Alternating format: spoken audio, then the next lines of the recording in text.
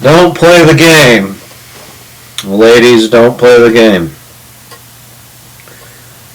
Welcome to my little video journal here. It is Wednesday, March 30th, 2022, 6:33 p.m. And we're talking fraternities because got a call last night. I was working out, didn't answer. It was from the old advisor for my fraternity, Joel Smalley. Nice old, probably 90, close to 90-year-old Jewish advisor. Basically, he's the lives across the street from the old fraternity house. He's the elder of the fraternity. A lot of accolades for him.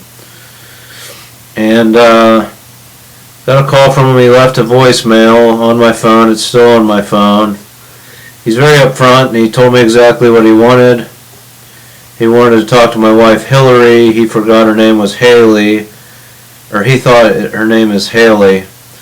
Her name is Hillary. That's a bad sign because Joel remembers everybody's name. He just lost his wife about 3 or 4 months ago, and about 4 months ago, and he called because he wanted to talk to Hillary. He knows she works in the University of Pittsburgh, and he has a grandson that got accepted to Pitt at Johnstown, a branch campus. And he wanted to know if she knew anyone in admissions that could get him on the main campus. So Joel lives right in Oakland, in Pitt's campus. I understand where he's coming from. He just lost his wife. He wants his grandson to go to Pitt and be close to where he is. But he also wants her to play the game, right? I'm trying to get equal pay for women at the university, equal pay between women and men, hypothetically at UPMC, the hospital system. And the old fraternity is calling in favors. They want my wife to pull strings for them. They did this before when she was sitting on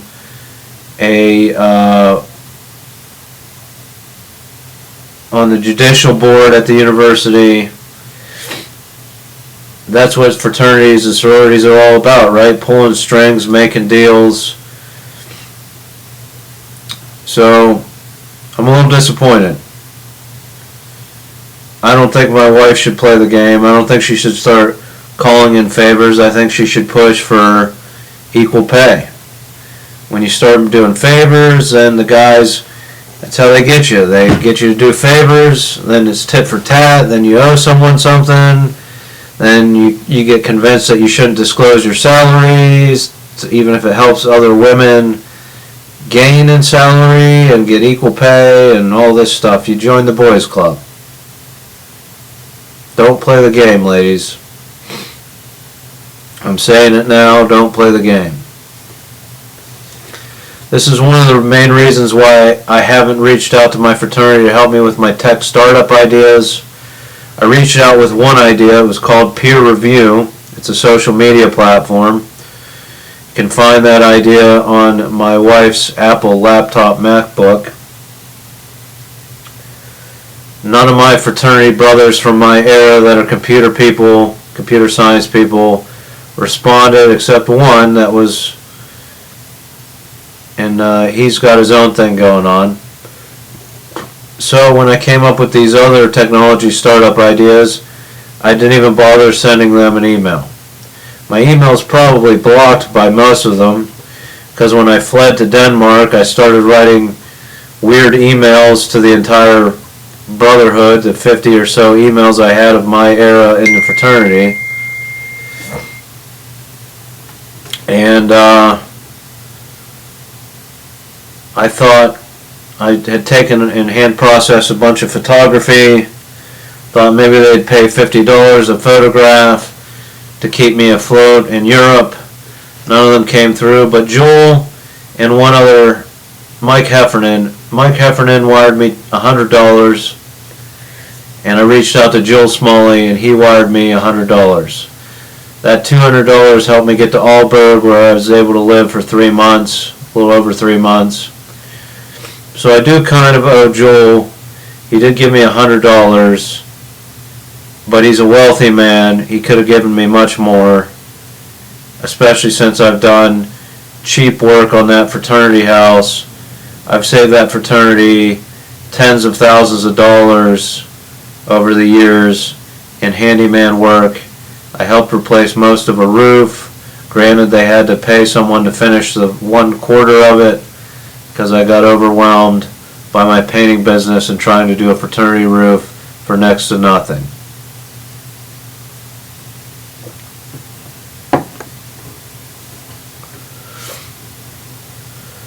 So Mark Cuban knows not to play the game, right? Mark Cuban is an alumni from my fraternity. He spent only 2 years at my chapter, but he knows that the fraternity, he probably gets all kinds of emails and Facebook messages from fraternity brothers with the next greatest idea. Now me and Mark Cuban could team up and deliver the most interesting, most beneficial and influential technology company the world has ever seen with my ideas up here. Could change the world, make it a much better place. But Mark Cuban probably doesn't even know who I am because I haven't tried to message him, and I'm not going to go on his TV show and pitch my ideas. That being said, don't play the game. I'm a little disappointed in Joel. Thought about playing his message for you on here, but we'll leave that between me and him. He's old school. He's from a time when people pulled strings and called in favors. I just don't want my wife to get caught up in that type of thing. Plus, the wait list for Pitt right now is astronomical. There's nothing she can do other than just talk to him and tell him that it's difficult and it's probably not going to happen. She said there's a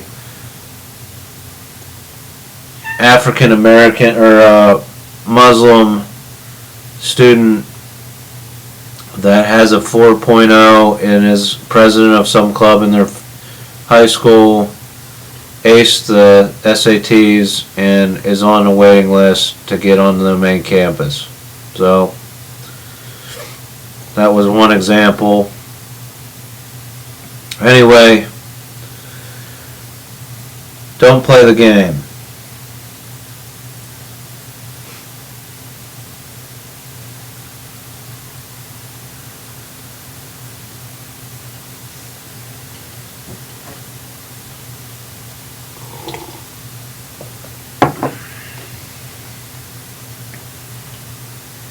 So instead of reaching out to my fraternity on Facebook,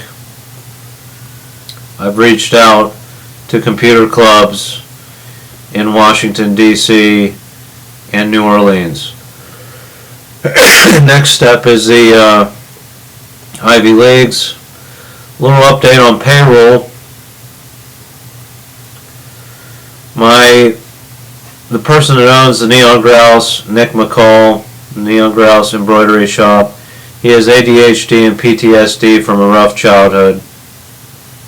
His father was a maniac, so he's somewhat mentally ill. I asked him about payroll again today. It doesn't sound like it's happening next week. It's tax season. He's having a hard time hearing back from his accountant. He thinks he can do it himself, which hopefully that comes through for next week. But then we're working on this huge PNC Park job, the baseball field for the Pirates. It's a huge job, and and he gets a call from his accountant that his taxes are ready. They wouldn't tell him over the phone how much he owed in taxes. So after he takes that call, he waits about 5 minutes and he says, the anxiety for me about these taxes is going to be overwhelming if I don't just go to my account. They said he could stop in any time. He says, if I don't run over there now and figure out what my taxes are, the anxiety is going to overwhelm me. So he leaves the job midstream, leaves a mess for me to take over, goes and gets his taxes, runs to his house, comes back, and his taxes weren't that bad. But he doesn't think about the anxiety I have for possible charges of tax evasion, possible Social Security fraud because he won't put me on payroll, and as a felon, this is probably the best job I'm going to find. I guess. Does your company hire felons? It'd be nice to have a job where I don't get jerked around, but I feel like most jobs jerk you around in some way or another. So that's the update on payroll. Who knows if it's happening next week?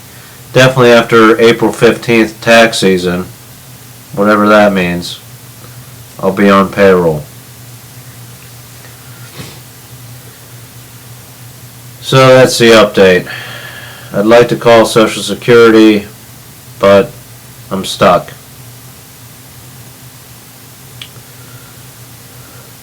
Join me tomorrow when I address Hollywood and the Illuminati and the Hollywood actors and actresses and directors.